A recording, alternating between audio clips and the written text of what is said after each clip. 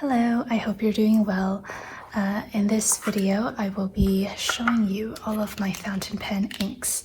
I have gotten so many requests over the past 4 years actually to show off all of my fountain pen inks, but because I have always been like half in Toronto and half in Vancouver, just flying back and forth, my collection was always like split into two.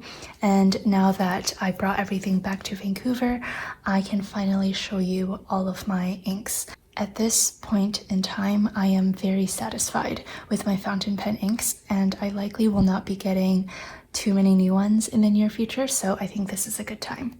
I have never used glass dip pens before, but one of my friends from Japan sent this to me, and I think this would be perfect to do all of my swatches, so we'll see how that goes. Also, unlike my previous videos, I will be doing swatches both on Tombow River paper and Clairefontaine paper. As you likely know, fountain pen inks perform and look very different depending on the paper and also the pen and the nib and all of that. So yeah, it's not really possible for me to show all of the variations with the different pens, but yeah, I will try to vary the paper a little bit. Sailor is one of my favorite ink producers and pen producers. I think the colors are just so reliable and really unique as well. So this is from their Shikitori line, and the color is Shimoyo.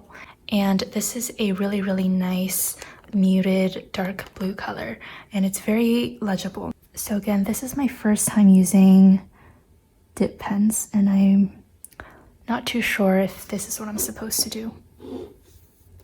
Okay, let's do this. So this first sample is going to be on the Tombow River paper. Okay, this is very juicy.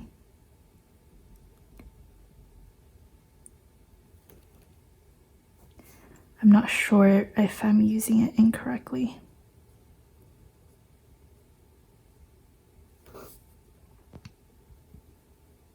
So we have that.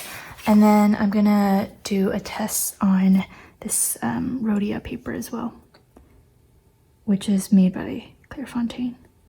So immediately you can see some differences. With Tombow River paper, the ink tends to spread out just a little bit, so lines come out thicker, whereas for Clairefontaine, the lines tend to come out thinner.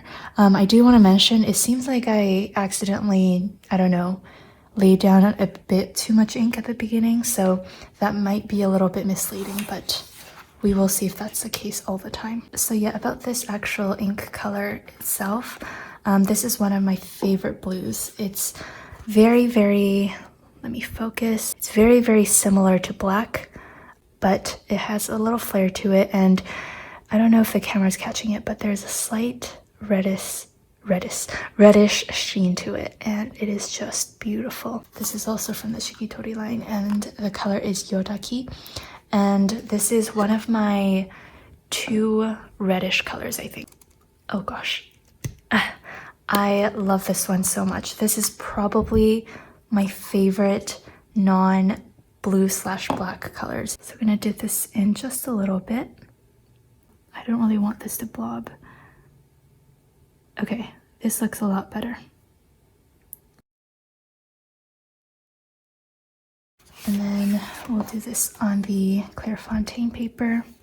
So I really like Yodaki because, again, it is a red, but it's just so easy on the eyes, and just like Shimoyo, when it dries, there is a little bit of a sheen, and I think this is like a golden yellow/green shimmery sheen. Then I have 2 colors from the Sailor Studio Ink line, and this line has dozens of colors and it's so hard to choose from, but I somehow ended up with like 2 purple colors. So I don't know how that happened, but yeah. I'm gonna start off with 1, 2, 3, and this is one of my more interesting inks. From the looks of it, it's like a light grayish purple, but like sometimes it has a green tint, sometimes it has a blue tint. It's really strange, and hopefully I can capture that. Dip this in a little bit. Okay.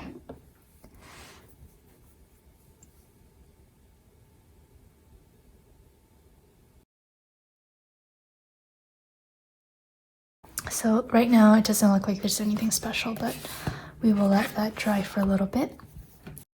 Also, you'll notice that the colors on the Clairefontaine paper appear a bit lighter than it does on the Tomoe River paper. So yeah, again, the paper and also the nib is really important when it comes to how an ink performs.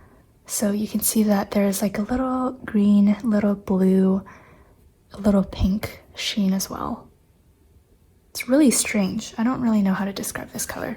I mean, it's obviously a purple, but it's just so unique. And then the next color that I have is 350. It is a more purpley purple, and I think I said this in my other swatch video as well, but I truly believe this is like the perfect purple color. It's not too blue, it's not too pink, not too dark, and not too light. And I actually got this because it matches, or I guess it matched, my Pilot Decimo purple pen back then, and it was just the perfect match. But unfortunately, I did sell that Pilot Decimo purple pen because I wanted to save up for the Pelikan M800. I still do love this ink though. One thing I will say about glass pens is that it's so much easier to clean in between dips. I think in my previous video I just dipped my fountain pen nib inside and I had to like rinse it out every time. But this one you just kind of dip it in water and wipe it off. Anyways, moving on, my last Sailor ink is called Konagi, and it is from the Manyo line. And this is one of my favorite blues. Like, look at that. That is so pretty. I honestly cannot decide whether I like this or Pilot Konpeki better, which I will show later on. So let's finish this off. Sorry, I think that was a little bit out of frame. Okay, let's do it here. I use this color a lot in all of my math courses. So yeah, those are my 5 Sailor inks, and I don't see myself never buying any more, so I do hope to add to this collection. Alright, so next I have 3 Robert Oster inks. These are, again, another one of my favorite brand of inks. I think they're super reliable, and I just love their color selection. So this first one is Blue Water Ice. This was my first I don't know why I keep saying Roster Oster. It's Robert Oster. This was my first Robert Oster ink, and it is the most gorgeous blue. This is, I would consider, one of my fun inks. I don't use this too often because, again, like my eyesight's not very good, so I find it very straining to read at times, but this one, I would sacrifice legibility just to use this. You will see how gorgeous this color is.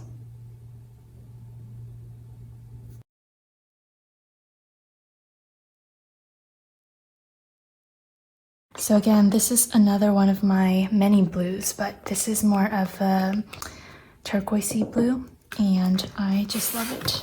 Let's zoom in and show you the sheen, which should be a little red. I don't know if this is picking up. When you look for sheen, it's typically on the edge of the ink pool. It's not really picking up on camera, but in real life, it is a little bit red. So this next one is Black Violet, which is almost black, but as the name suggests, it's a little bit violet as well. And I like this one, as you can probably guess, for its legibility, but still has a little bit of a flair since it's not purely black.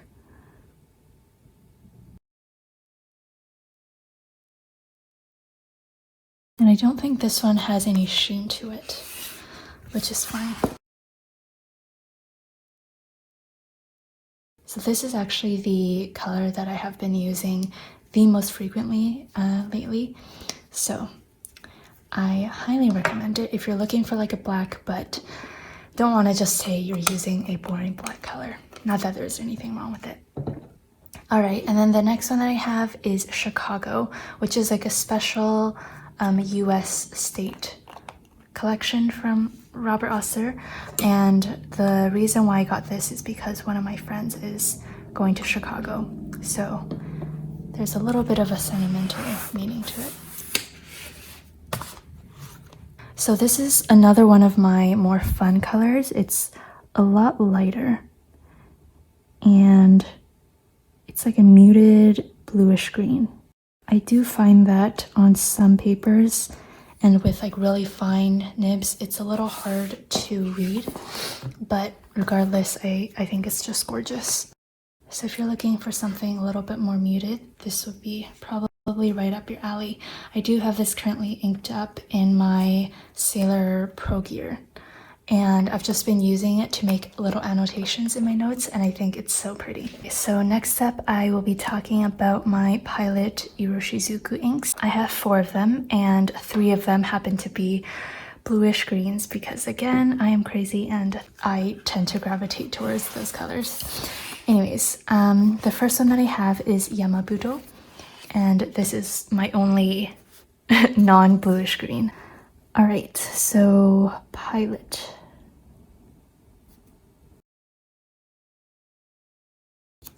Again, another one of my fun colors that happen to be very easy to read, which is one of my greatest requirements for picking ink. This is why I have a lot of trouble finding a nice yellow. I really want to own a yellow ink, but it must be functional and easy to read. So if you have any suggestions, definitely let me know. I'm honestly amazed every time I write with Yamabudo. I really should use it more. Next up, I have Tsukiyo, and this was my first Iroshizuku ink, and it remains probably my favorite.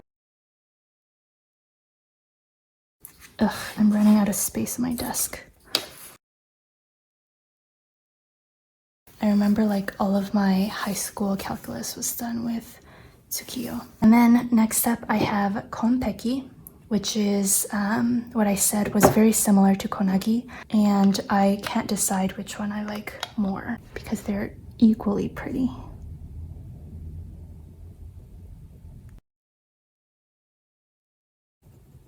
I think Pilot is a little bit lighter and more saturated, and there isn't as much of a red sheen to it, so it looks a lot more blue.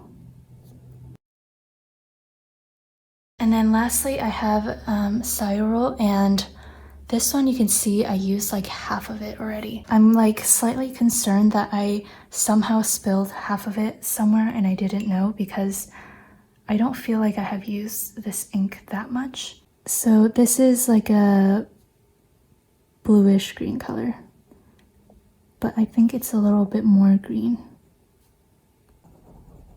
I use this a lot in linear algebra. I tend to like dedicate a color to each of my courses. So those are all of my Pilot Iroshizuku inks. And I think I'm gonna take a little break from filming because I'm getting a little tired. All right, so it is the next day and we're gonna finish off the ink swatches. I believe I have 12 more bottles to go through. So the next brand that I have is Rocha and Klinge. I'm not too sure if I said that correctly. This is also a German brand, and I honestly don't use these inks as much, but they are really good. A problem with owning more inks than I will ever use in my lifetime is that certain inks that are perfectly gorgeous will unfortunately go underused. This first one is R&K Alt Goldg. Again, I'm not sure if I'm saying that correctly, but I'm trying my best. So this is a gorgeous yellowish green color, and this is one of the first inks that I purchased. I don't think I can fit them over here, so I'm going to start on a new page. So yes, this is another one of my more fun inks, and if you're wondering what I classify by fun, it's basically anything that isn't really close to black or bright blue because I own a lot of those. But yeah, this is obviously a very nice green that, again, also happens to be very legible. Whoops, it's over here. So if you're looking for a nice ink to take notes with that isn't blue or black, this is definitely a perfect one. And then the second one that I have, the German name is Eisengalos Tinte, not too sure. And I think the English name is Scabiosa. And I typically just call it Scabiosa because it's a lot easier for me. So this is an Iron-Gall ink. In fact, I think the German name for this ink is like Iron-Gall ink.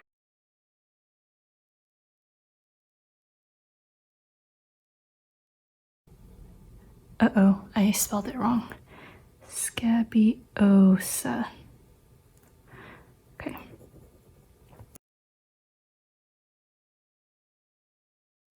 One of the things about Iron-Gall inks is that it also smells really bad. So I am going to cap this off right away.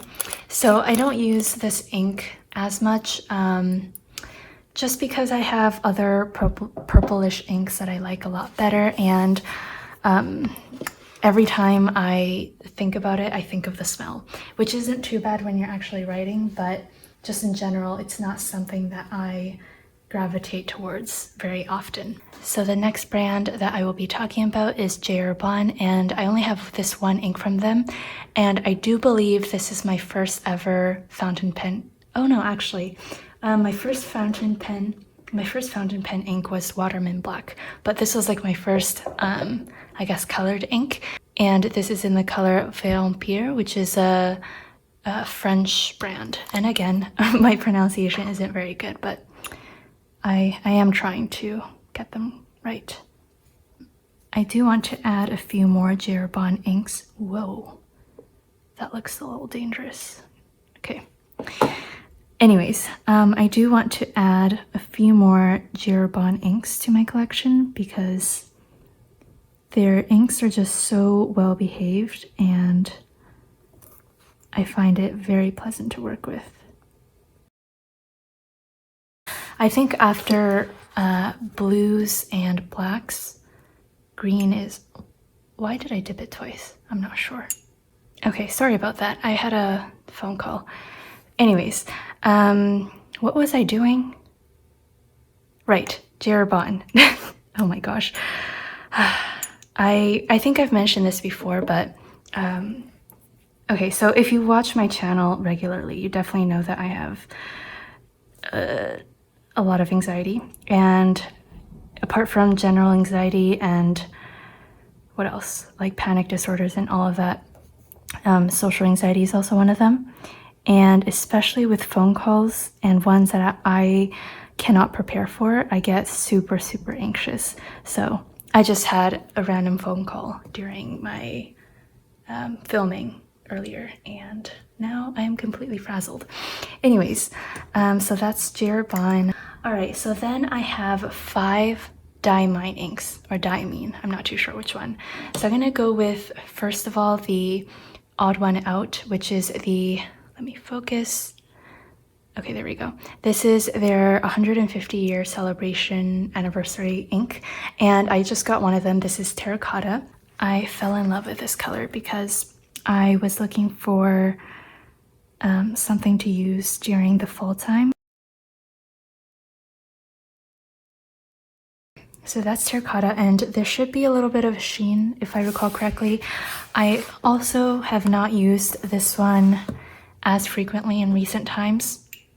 I go through phases where I strongly prefer blues versus other colors, and I went through one of those phases recently, so. Okay. Oh my gosh, that is a terrible D. My modern lettering cursive isn't very good. I'm still practicing. And now, speaking of oranges and stuff, I do have this one, also from Diamine, and this is their older packaging, and this is in the color Autumn Oak. And I think I got this one back in high school. And I convinced myself that I really liked it, which I still do, but I do find it too light and too hard to read for my liking, at least to use regularly. So I do tend to use Terracotta more than Autumn Oak if I'm looking for like an orangey color. I meant to write Diamine. Whoops.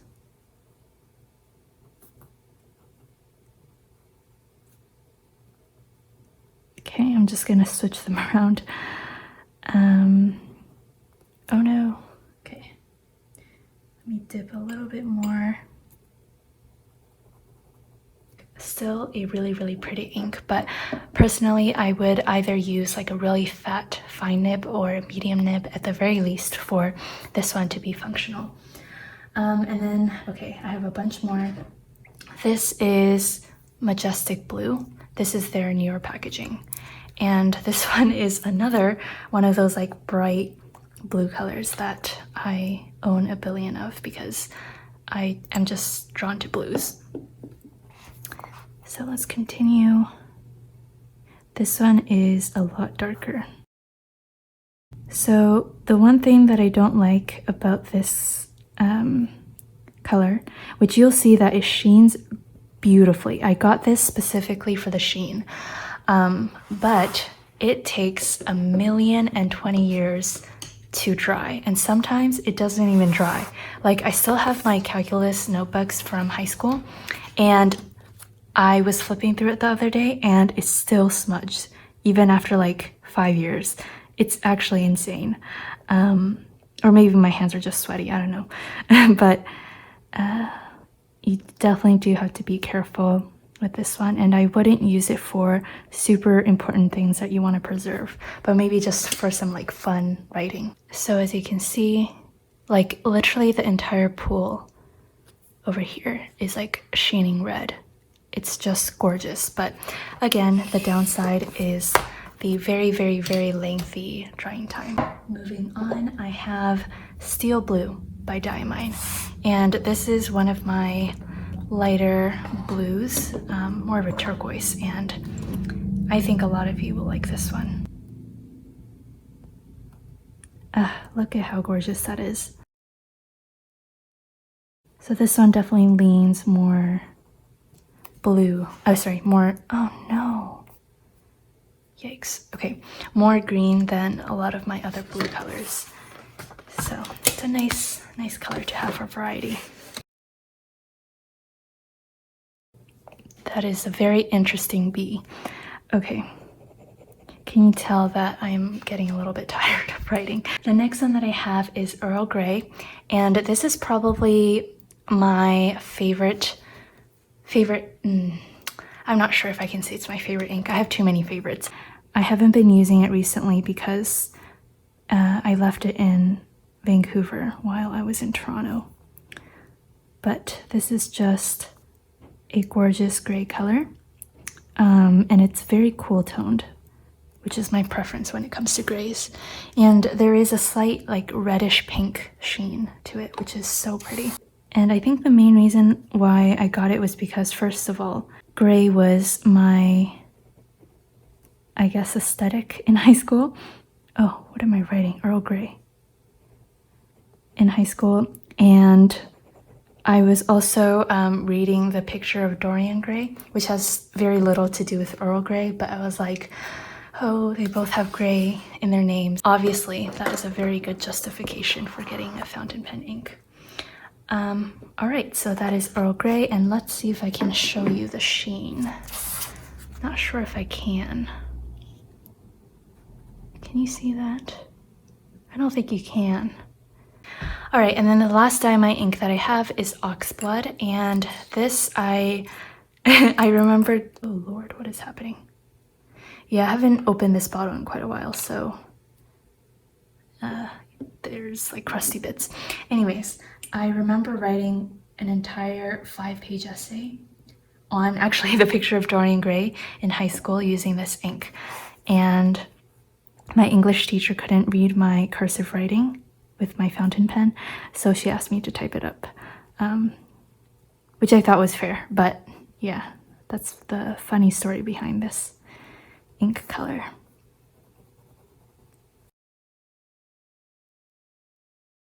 Just have two more inks and they're both black inks. This first one is Waterman Intense Black, and this was my first ever fountain pen ink.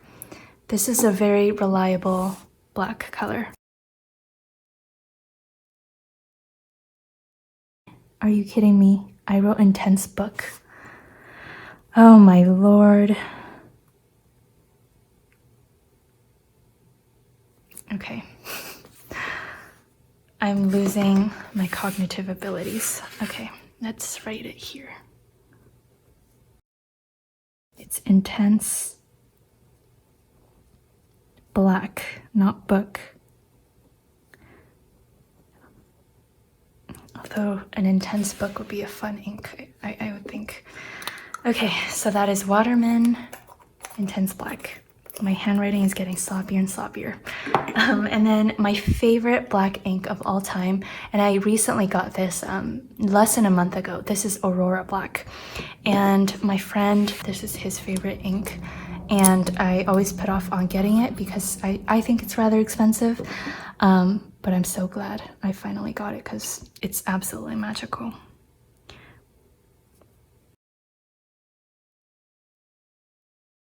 Doesn't look like anything too special, but it's so well behaved in my pens, and every time I need a black, nowadays I reach for this one. So this concludes my ink collection, and I do hope you found it useful that I at least tested it on 2 different papers so you can kind of see the differences. I hope you enjoy this video, and I will see you next time. Bye!